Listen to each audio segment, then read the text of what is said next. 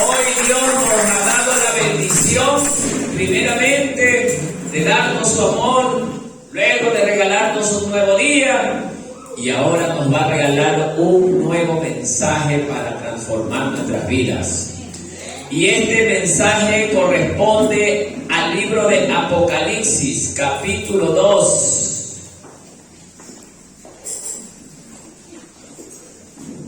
Todos busquen Apocalipsis, capítulo 2.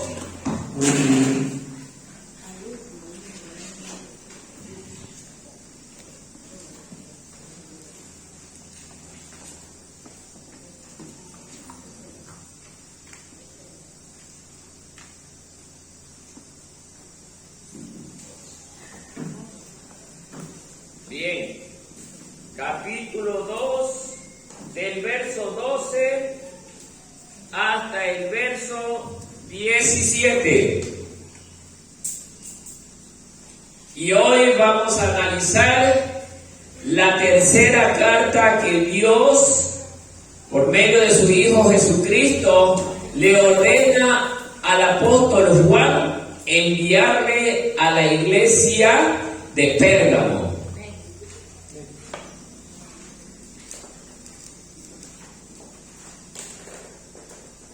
Y la palabra de Dios dice así: y escribe al ángel de la iglesia en Pérgamo, el que tiene la espada aguda de 2 filos, dice esto. Ustedes.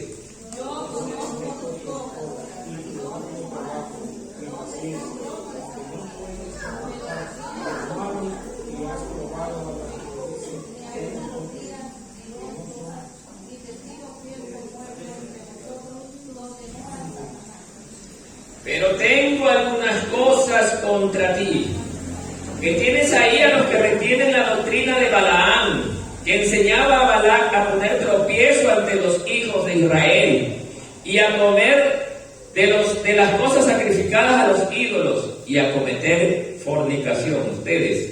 Y también tienes a los que retienen la doctrina de los nicolaítas. Por tanto, arrepiéntete, pues si no, vendré a ti pronto y pelearé contra ellos con la espada de mi boca. Ustedes. El que tiene oído, oiga lo que el Espíritu dice a las iglesias. Al que venciere, daré a comer del maná escondido, y le daré una piedrecita blanca, y en la piedrecita escrito un nombre nuevo, el cual ninguno conoce sino aquel que lo recibe. Amén. Hasta allí la lectura de este precioso pasaje. Siéntase cómodo. Organícese bien. Le doy ese tiempito para que no hable durante el mensaje, porque hay hermanitos que les gusta expresamente hablar a la hora del mensaje. Entonces les doy este tiempito para que le pregunte a su hermano que está al lado todo lo que le quiera preguntar. Ver la Biblia, algún versículo que quiera ver, apague su teléfono. Bien.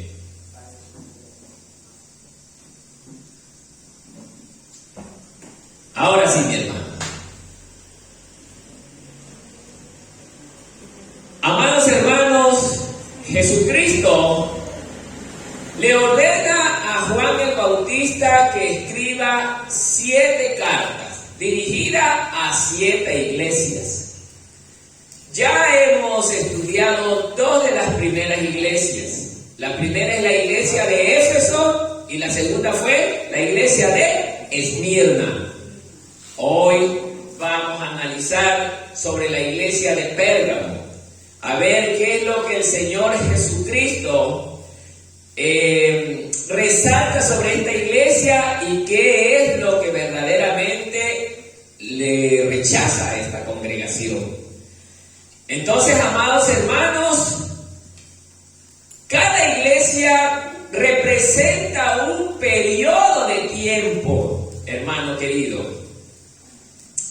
Vemos que la primera iglesia de Éfeso fue la iglesia apostólica, aquella donde se sentó las bases del cristianismo. Luego viene la iglesia de Esmirna, una iglesia que fue perseguida, maltratada triturada, pero que tuvo algo muy bueno que el Señor le resaltó, fue que ellos fueron fieles hasta la muerte. Fue en un periodo donde verdaderamente la situación se puso muy difícil contra la iglesia, hermano querido. La iglesia fue perseguida, maltratada, aborrecida, mi querido hermano. A tal punto que muchos cristianos murieron por causa de defender la fe. Pero llega el periodo más peligroso de la iglesia, que es justamente este tercer periodo. Un periodo donde la pureza de la iglesia se mezclaría con el paganismo de la política y de la religiosidad, hermano. Se produce un matrimonio entre la iglesia y el Estado. Se corrompe la iglesia, hermano. Por eso, a la luz de este pasaje, vamos a darnos cuenta si nosotros también no estamos en medio de esa situación. Porque la iglesia en los dos primeros estados, en los dos primeros periodos, se mantuvo limpia. El primer reproche que tuvo sobre la primera iglesia el Señor fue que sus obras iban disminuyendo, pero no se habían apartado. Hay un estado donde el hombre cuando llega, dice el dicho mundano, escoba nueva, barre bien. Y barría, pero súper bien al principio en la iglesia de Éfeso. Pero después fue perdiendo toda esa gran virtud que tuvo en sus inicios. Luego con la de Pérgamo viene la persecución de la iglesia, la masacre a los cristianos, que verdaderamente hizo atemorizar a los mismos cristianos. Y en este periodo, lamentablemente tenebroso para la iglesia, claro que se produce algo interesante en este periodo, es que la persecución llega a su fin. La iglesia de Esmirna tuvo un periodo más o menos, déjenme ver, hasta el año 100. Y desde el 100 hasta el 307 empieza el periodo de la iglesia de Pérgamo, donde verdaderamente un personaje llamado Constantino, que fue el emperador de aquel entonces del Imperio Romano, él se daba cuenta que mientras más cristianos perseguía y los mataba, más gente se convertía al cristianismo. En su afán del Imperio Romano de querer desaparecer a los cristianos de la faz de la tierra, parecía increíble. Más gente se convertía al cristianismo. En lugar de que la gente tenga temor y rechazar eso, parece impresionante. Mientras más gente moría, era el Espíritu Santo que tocaba el corazón de la gente de aquel tiempo, y la gente, dice la historia, que ellos en los coliseos romanos solitos se bajaban y entregaban sus vidas en aceptación de Cristo. ¿Cómo lo hacían? Bajaban de las gradas a donde estaban las fieras y se dejaban devorar por las fieras. Esa era la forma de que esta gente se entregaba a Cristo. No es como hoy en día, habemos muchas personas a las que se les predica la palabra. ¿Quieres servir al Señor Jesucristo? Déjeme ver si verdaderamente me animo, o si tengo tiempo, o todavía no estoy preparado.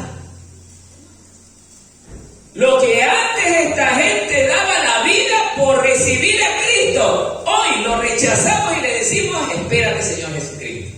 Mire la contradicción de los tiempos. Es impresionante. Bien, sigamos viendo este pasaje precioso.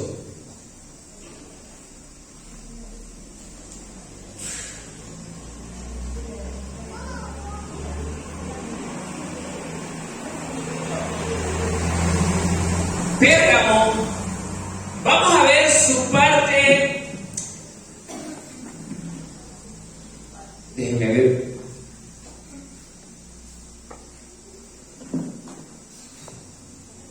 su ubicación geográfica.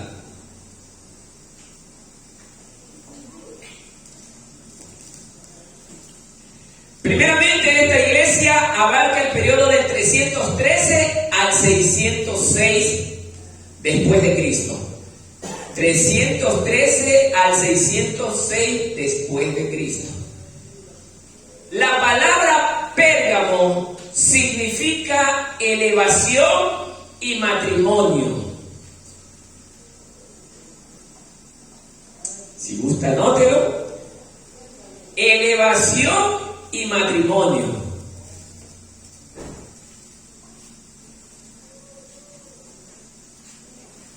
En este periodo verdaderamente, amado hermano, se produce algo tan terrible que no se había producido en los dos primeros periodos.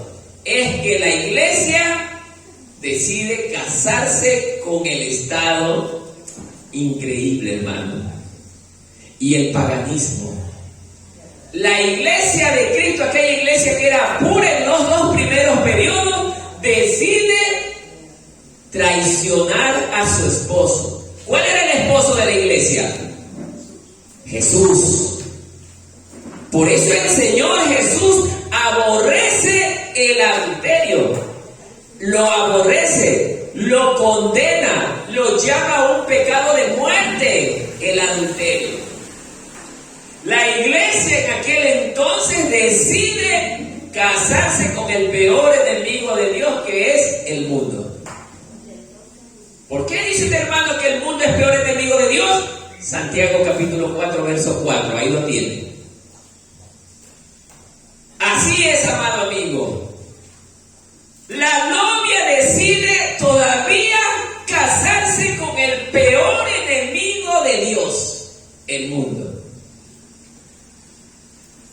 Imagínese, hermano, es como que usted, más que nada los varones, tiene a su novia, está por casarse con ella, y viene su novia y le dice: sí, te amo tanto, le dice, ¿sí o no, hermano? Te amo tanto. Y hermano, cuando usted se da cuenta, ella está planeando casarse con su peor enemigo. ¿Cómo usted tomaría esa noticia? Terrible, terrible, hermano. Así pasó con la iglesia en Pérgamo, hermano. Esta iglesia que se suponía que tenía que serle fiel a su Señor Jesucristo, decide casarse con el peor enemigo de Dios. Impresionante.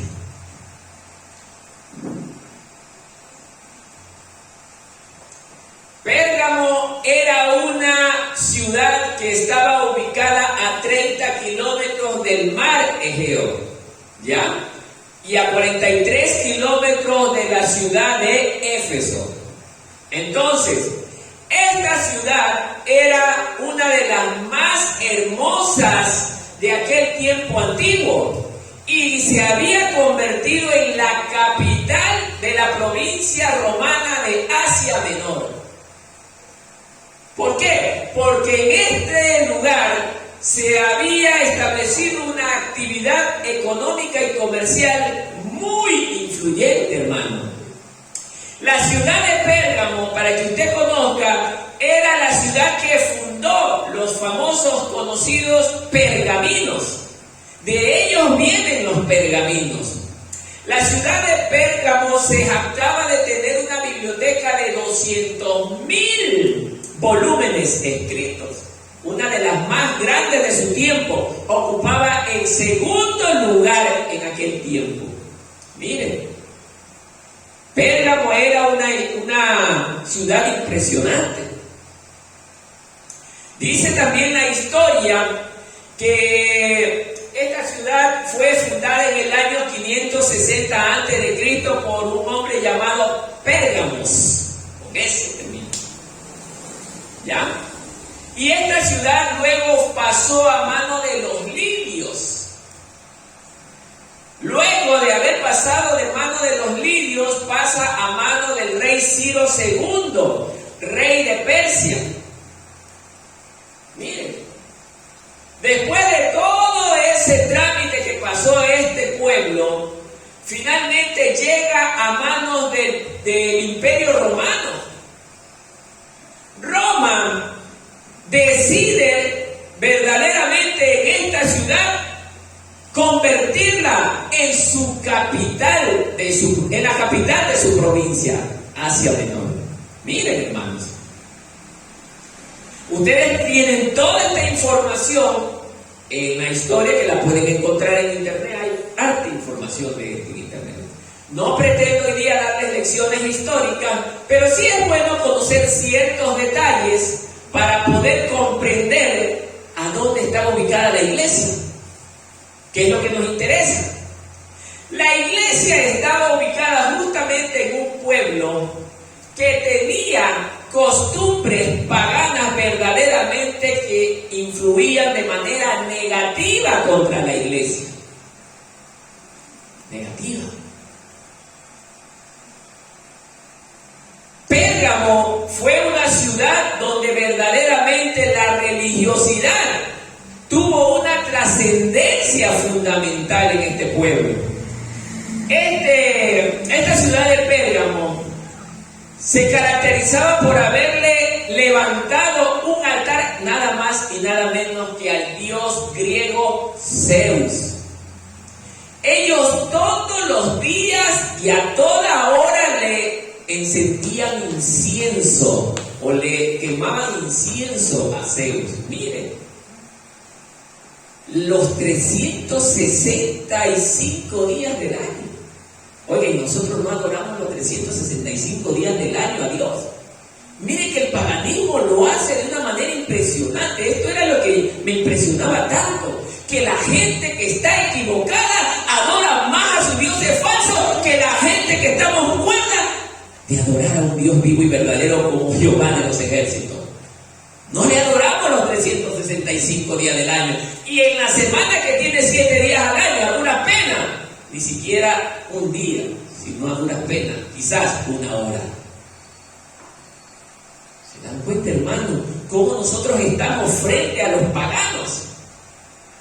Los paganos todos los días le quemaban incienso, le rendían culto, le hacían reverencia a los dioses falsos. Y nosotros no.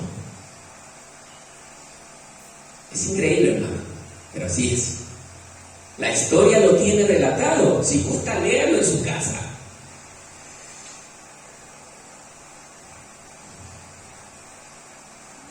Esta ciudad también dice que fue pequeña en cuanto al número de habitantes. Actualmente se mantiene con una cantidad de 55,000 habitantes. Actualmente está ubicada más o menos por la zona de Turquía, por allá. Bien. Dejamos esos datos para irnos a otros datos de los dioses como Zeus, que ya habíamos hablado. Mire, hermano, hoy cómo nosotros vamos conociendo poco a poco estos detalles que nosotros todavía los utilizamos de esta iglesia. Ellos adoraban, después de Zeus, al dios Esculapio. ¿Conocen al dios Esculapio? Que hoy se lo usa en el campo de la medicina. Es un poste con una bola redonda en la parte superior con la circulación de 2 serpientes. Ese es el símbolo de la medicina, Esculapio. Fue conocido en aquel entonces, anótelo bien para que lo investiguen, fue conocido en aquel entonces este dios como el dios curandero. La gente de aquel entonces le atribuía las sanidades a este dios. Por eso es que la gente se volcaba mucho en la adoración a este dios falso. Creían que él era el que sanaba a las personas en aquel tiempo. Y mire cómo hasta hoy eso sigue influyendo en el campo de la medicina. Ese es el símbolo que tiene la escuela de medicina en las universidades. Esculapio. Así que busque en el internet en su casa y se va a dar cuenta de ese símbolo, ¿no? Anótelo bien, Esculapio. Bien. Sin más detalles, déjenme ver otro dato importante. Bienvenida, hermano, tome asiento.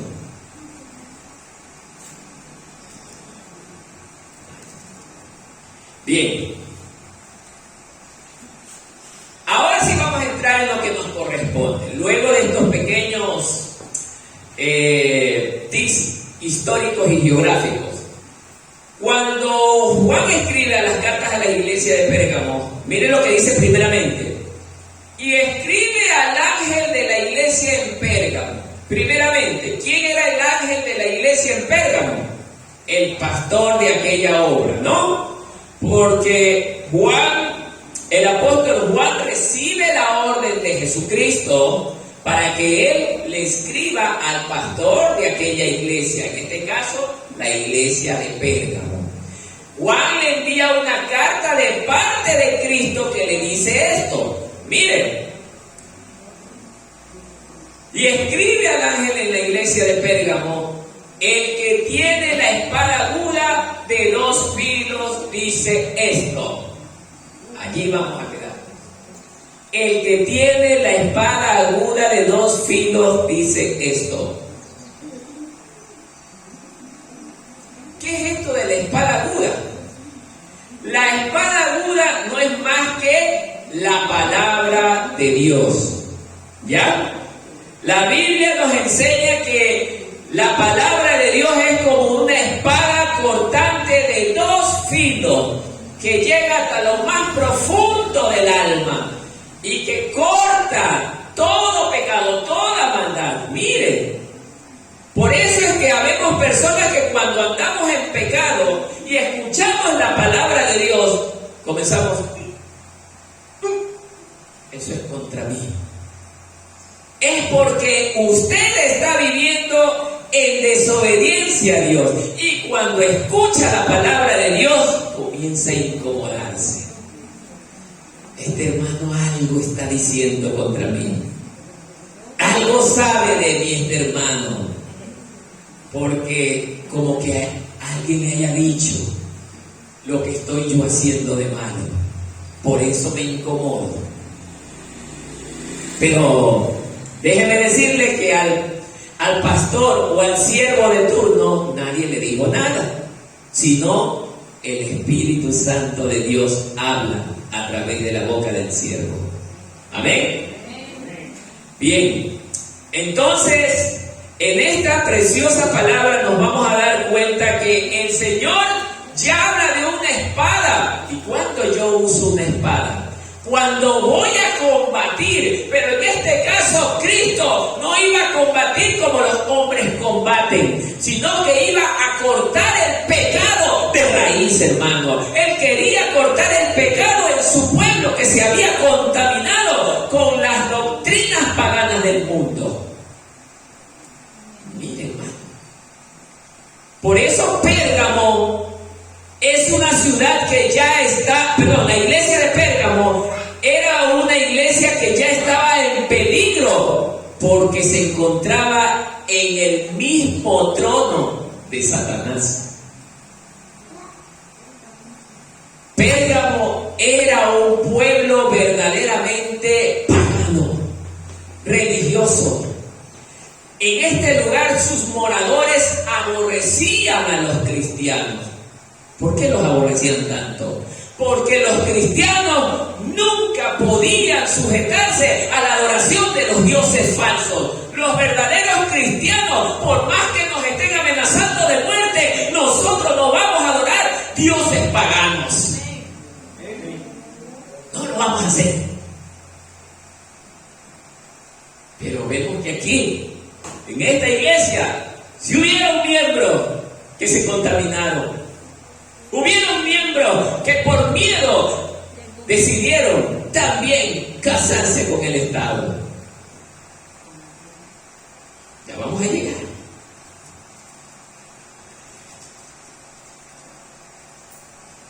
Y luego le dice en el verso 13, mire lo que le dice: yo conozco tus obras.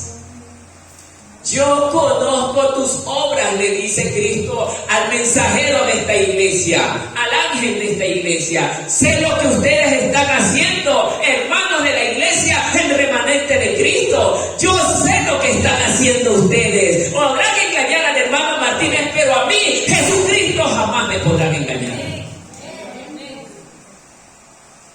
El Señor está consciente de lo que ustedes hacen. No pueden ocultarse ante la mirada de Dios. ¿De qué le sirve a usted ocultarse de la mirada del hermano Martínez si el más poderoso lo está viendo donde quiera que usted va? Nadie puede esconderse. Nadie puede escapar de la mirada eterna de Dios, que traspasa las paredes, que traspasa los montes, que traspasa el mar. Aunque vayas al espacio, ahí te alcanza mi mirada, te dice el Señor. No hay lugar donde te puedas esconder de mí.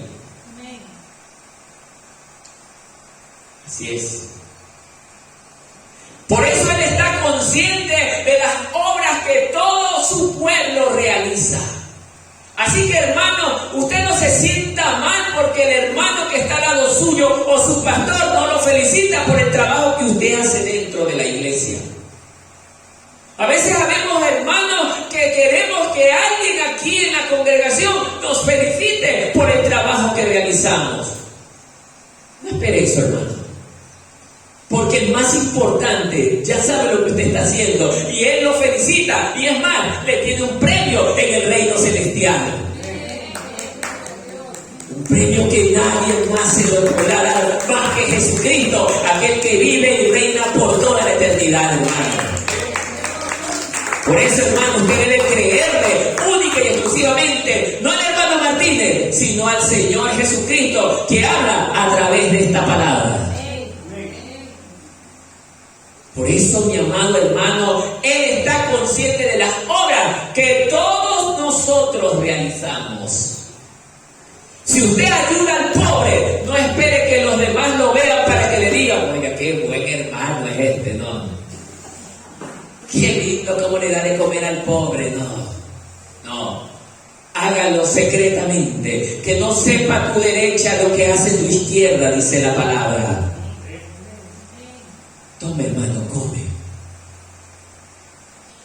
¿Tienes más? Toma. Oiga, hermano, amigo, y puedo venir mañana, no te preocupes, ven, y yo te daré más alimento. Pero si voy, oiga, hermano, acabé de darle comer al pobre el día de ayer. Le di un plato de arroz con menestra y entero se lo di, ni siquiera le saqué un pedazo de carne, todo se lo di al pobre. ¿Qué cree que va a sentir el Señor de usted? Es verdad que ayudó, pero no ayudó por amor, ayudó por jactarse, para quedar bien ante la mirada de los hombres. Y esa es la doctrina que estaba reinando en este pueblo, para que lo sepa, hermano. Por eso ya vamos a llegar a ese punto, hermano. Dios está consciente de las obras que usted y yo realizamos, sean buenas o sean malas. Dios lo ve todo, Él lo sabe todo, Él lo registra todo. Nada se le escapa. Dice la Biblia que un día, cuando usted llegue y yo lleguemos a la presencia de Dios, los libros serán abiertos y todas las obras que hicimos en el cuerpo serán leídas y se nos será dicho. Y va a ser un tiempo tremendo, hermano, porque muchos estaremos avergonzados. Aquellos que no sirvieron a Cristo sentirán más vergüenza. Pero de los que servimos a Cristo y seguimos haciendo cosas malas, también seremos avergonzados, hermanos. Porque a Dios no se le escapa nada. No se le escapa nada. Amén. Perdón, hermano.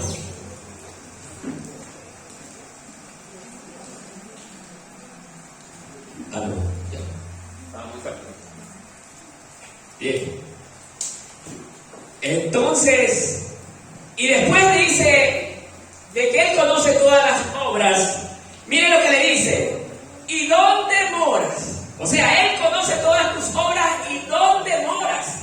Donde está el trono de Satanás. Así le dice al pastor de esta iglesia: yo sé que tú estás en medio de un lugar difícil, donde mi pueblo es odiado y es rechazado por causa de mi nombre.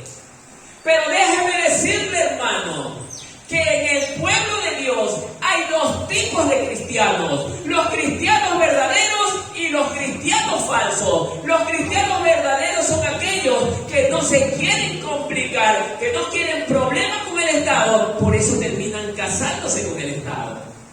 Pero los cristianos verdaderos son aquellos que, a pesar de amenazas de muerte, a pesar de que su pastor se ponga en contra de ellos, ellos nunca lo traicionarán a aquel que vive y reina, porque son un pueblo fiel y verdadero, como dice la palabra, hasta la muerte.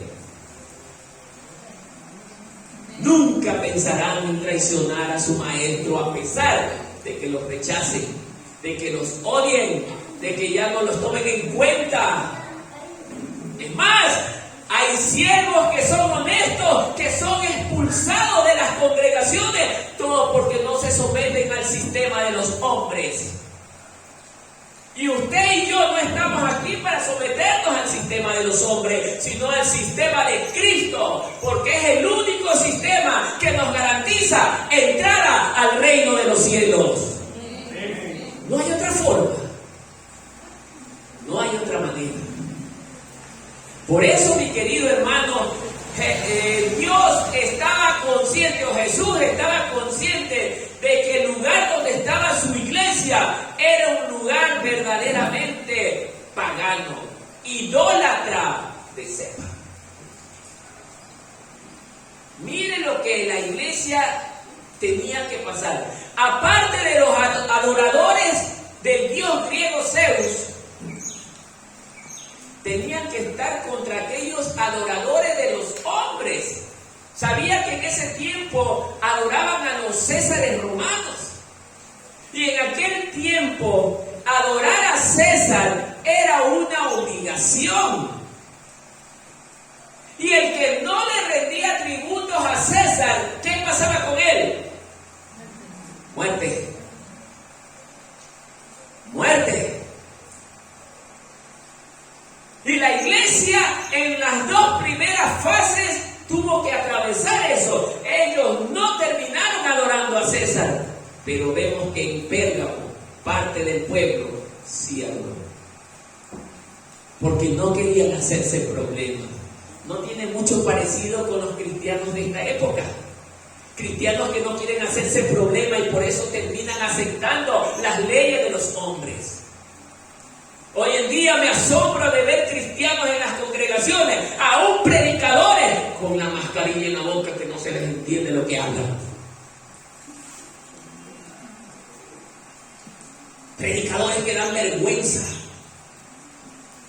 No demuestran que tienen fe. Porque dice la palabra de Dios que el que no tiene fe no agrada a Dios. ¿Qué hace con una mascarilla en el púlpito? Eso es para el mundo, porque Cristo cuando te mandó sin mascarilla y te va a llevar al cielo sin mascarilla. Es verdad que allá afuera hay un virus, nadie dice lo contrario. Hay que obedecer las reglas terrenales. Entrar a las instituciones con la mascarilla sí es verdad, pero la iglesia no lo haga, hermano, porque la iglesia es el único lugar donde el Señor protege a su pueblo, también afuera. Pero aquí tenemos que demostrar que somos un pueblo que camina por fe y no por vista. Por eso, hermano querido, ustedes ven aquí no hay ni uno con mascarilla. Ni uno. Ese es un pueblo de fe. Ese es un pueblo de fe. ¿Cuántos se han enfermado durante todo este tiempo que hemos estado sin mascarilla? Nadie. Nadie, hermano. Por eso, mis queridos hermanos, nosotros tenemos que vivir lo que el Señor nos ha enseñado. Vivir por fe.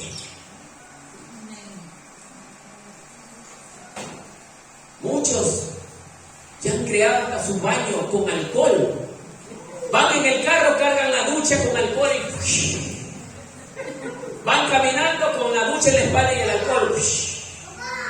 No, hermano, ¿qué pasó? Está bien para el del mundo, pero para el cristiano no.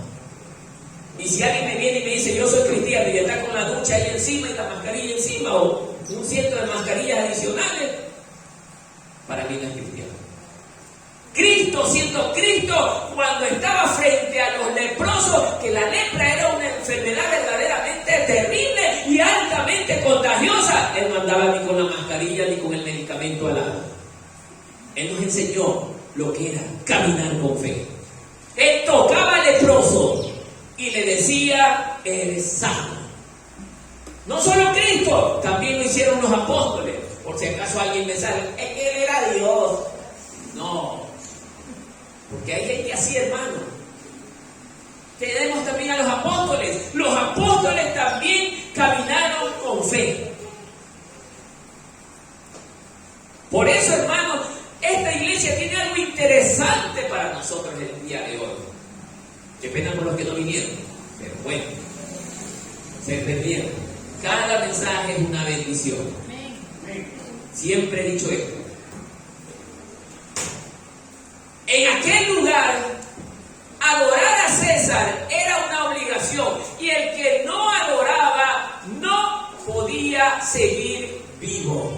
O sea, esto nos da a entender que la iglesia tenía que andar escondida.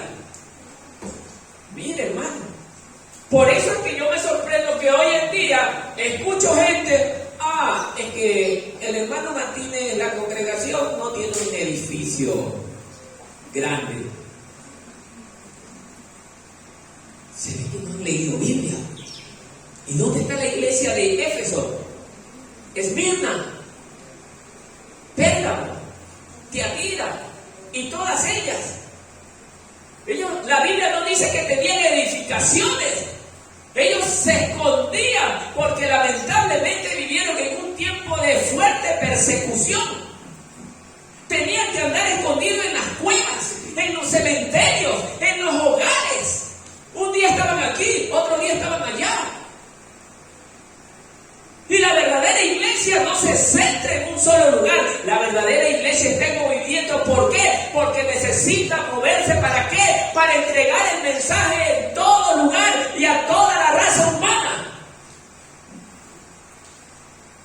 Y la gente en un solo puesto,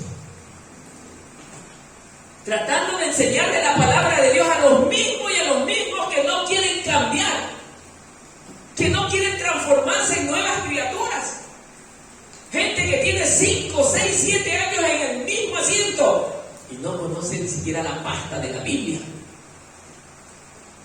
No le predican a sus vecinos, no le predican a su familia.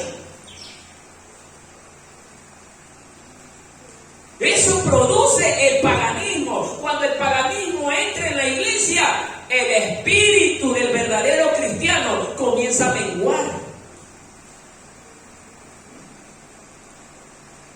La fe comienza a menguar.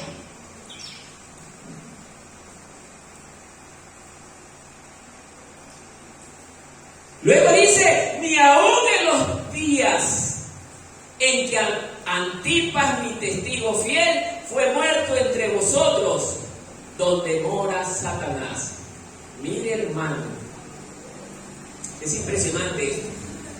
Estamos viendo que Antipas era un hombre, un solo hombre, que no quiso contraer matrimonio con el Estado y con el paganismo. Este hombre verdaderamente sí se mantuvo como los primeros inicios de la iglesia, puro. No quiso adoptar las costumbres del paganismo. No se vendió al mejor postor, como hoy en día vemos predicadores y pastores que se mueven por dinero. Oiga, ¿no han escuchado eso a gente, más que nada los que conducen grandes conciertos? Oiga, yo quiero que ese cantante venga, y lo llaman. Perico de los Palotes, qué lindo canta usted. Quiero que venga a mi iglesia a cantar. No se preocupe, mi amado amigo. Con que usted me tenga $2,000, yo voy a cantar, y eso sí, un hotel donde me atiendan bien, me den buena comida. Y tiene que mandarme a ver a mi casa con un buen vehículo, no cualquier vehículo. Y la gente que se pelea por tener ese tipo de personajes en las iglesias. Cuando nosotros deberíamos estarnos peleando por un hombre o una mujer sencilla y humilde de corazón, que ame la palabra de Dios, que cuando abra su boca para hablar la palabra de Dios, sea el mensaje verdadero del Señor, bajo la unción y el poder del Espíritu Santo de Dios. Miren, pero hacemos hoy en día todo lo contrario. Queremos meter en nuestra iglesia artistas, entre comillas, cristianos. La Biblia no me habla de artistas cristianos. Y lo que más vemos en este tiempo son artistas cristianos.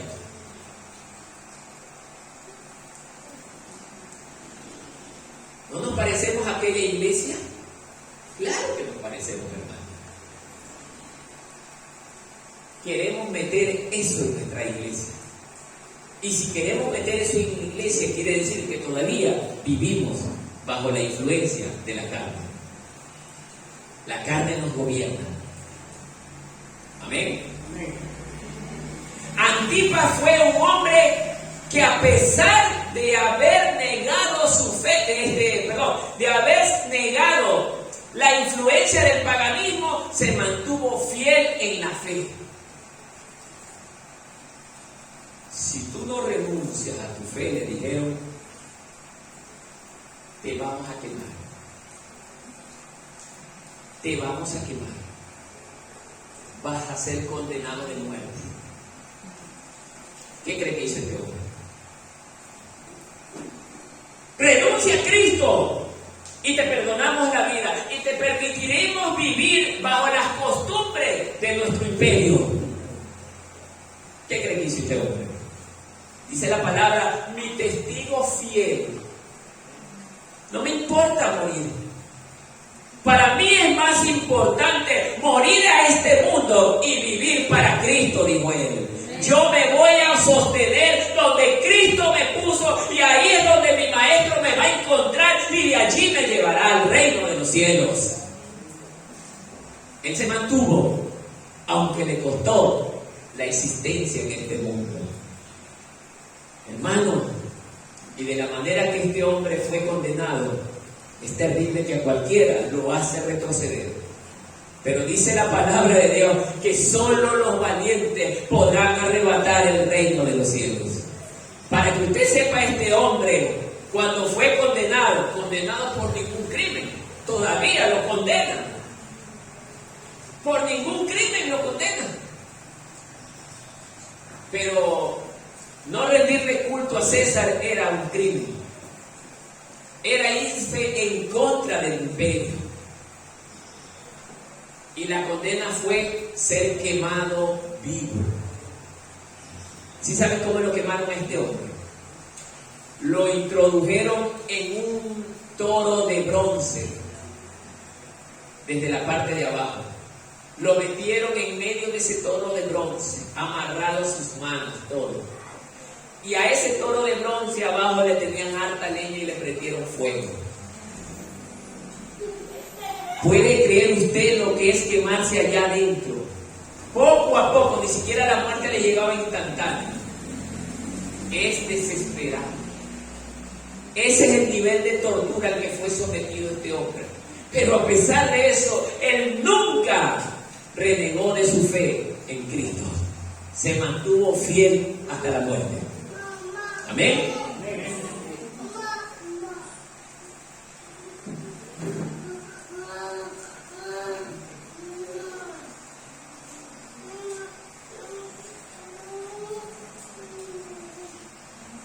Pero retienes mi nombre. Esto es interesante, hermano. Pero retienes mi nombre.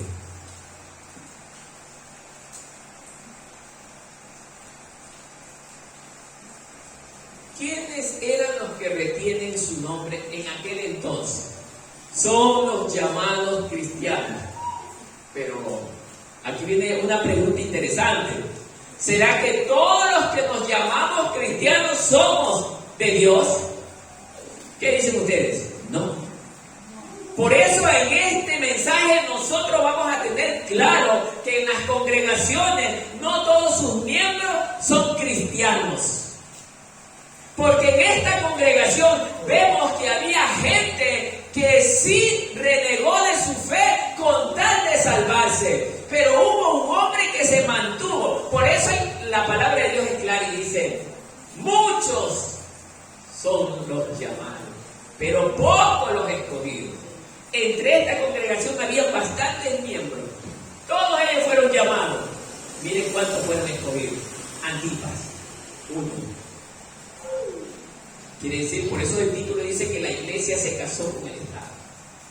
Pero él era el único que renunció a su vida por mantenerse fiel al Señor, por no contaminarse.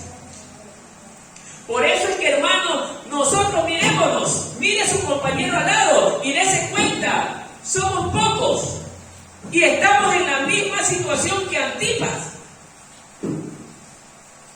Por no querer compartir el sistema de este mundo, el mundo nos aborrece, hermanos. Porque qué terrible sería que algún hermano de aquí el mundo lo quiera. Si Santiago capítulo 4 es bien claro en decirlo.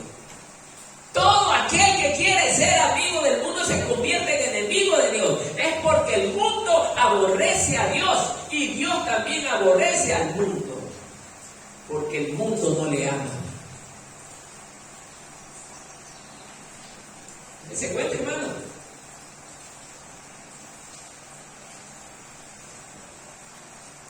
Es verdad que en las congregaciones somos conocidos como los cristianos.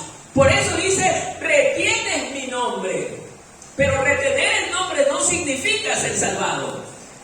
Yo me puedo hacer llamar cristiano, pero eso no significa que soy un hombre de Dios.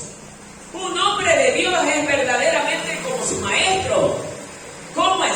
Manso y humilde de corazón, generoso, buena persona, no amadora del pecado, no amadora del mal. Ama la lectura de la palabra, ora y ayuna. Es increíble, hermano. Y no has negado mi fe. Así es.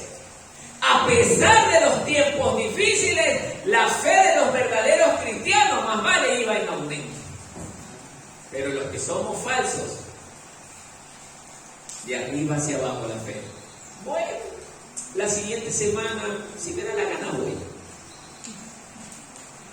Si no quiero, no leo la Biblia. Cojo la Biblia cuando me da la gana y eso es que la cojo para desempolvarla, no para leerla.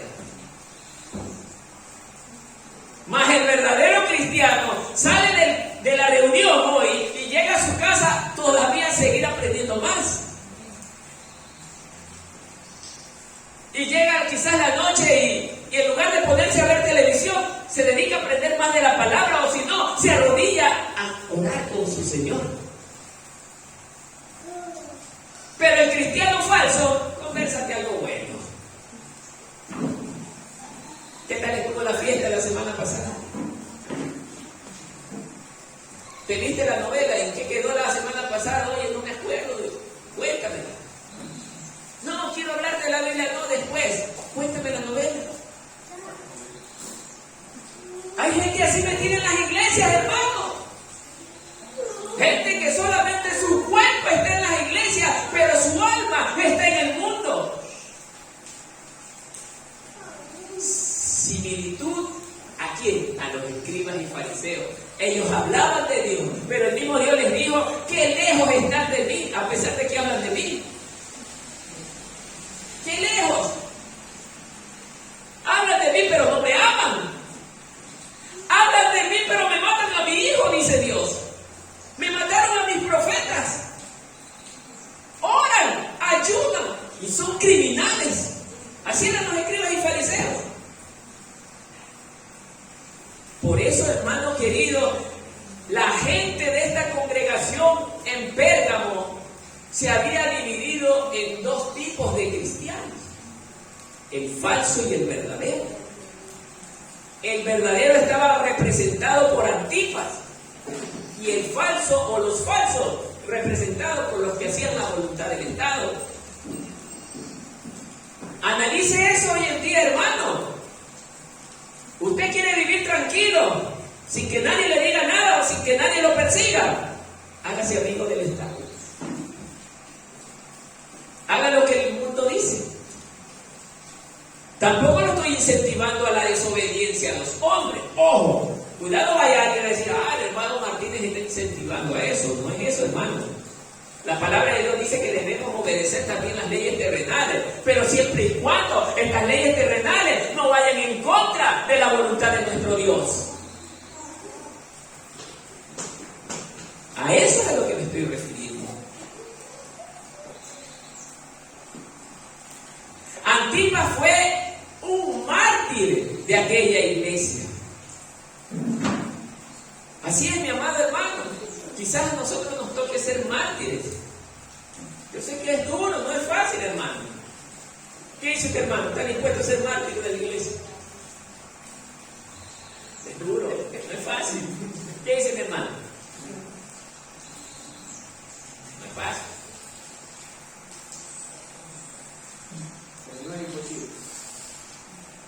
Carnalmente, nosotros no tenemos esa valentía para morir por la causa de Cristo. Humanamente hablando, nadie tiene esa valentía. Pero aquel hombre o mujer que es gobernado por el Espíritu Santo de Dios, es el Espíritu Santo de Dios el que le da el poder y la autoridad para morir por la causa de Cristo. Solo el Espíritu Santo de Dios. Pero cuando usted es un hombre de Dios, no un religioso. ¿Cierto? Entonces esto debe ayudarnos a meditar que quizás nos estamos pareciendo a esta iglesia, hermano. Medite, hermano. Porque este lugar hoy en día deberían haber por lo menos unas 200 personas. ¿Dónde está el resto?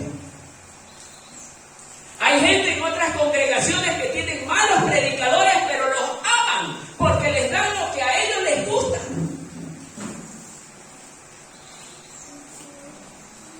Por eso ustedes ven, en Pérgamo, Antipas fue rechazado. Y quizás también fue rechazado por los mismos hermanos de la iglesia. Y eso puede ocurrir también ahora. A lo mejor uno de ustedes se levante como un verdadero hombre de Dios, con poder de Dios. Y eso hace que sus hermanos poco a poco lo vayan aborreciendo, rechazando. Ayúdeme alguien con el niño que está interrumpiendo mucho. Entonces, hermanos, por eso le digo, hermanos queridos, la iglesia en Pérgamo era una iglesia que estaba en una situación difícil. No es como ahora que nosotros ahorita aquí estamos tranquilos, sentaditos, escuchando la palabra. No, hermano, en aquel entonces los cristianos tenían que estar escondidos para escuchar la palabra de Dios. Oiga, y en ese tiempo, a pesar de la dificultad que atravesaba la iglesia, la gente se desesperaba por asistir a las reuniones. Y hoy no asisten a las reuniones. Mire la diferencia. En aquel tiempo que recibir la palabra de Dios fue difícil. La gente se peleaba por estar reunido con sus hermanos escuchando la palabra de Dios.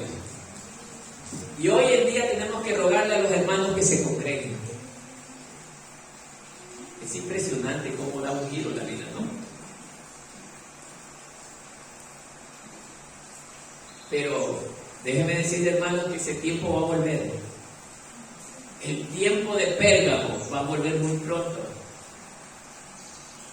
Así como en aquel tiempo los césares romanos exigían adoración, ya va a venir el tiempo donde un solo hombre va a exigir adoración, y a ese sí le van a escuchar y le van a obedecer.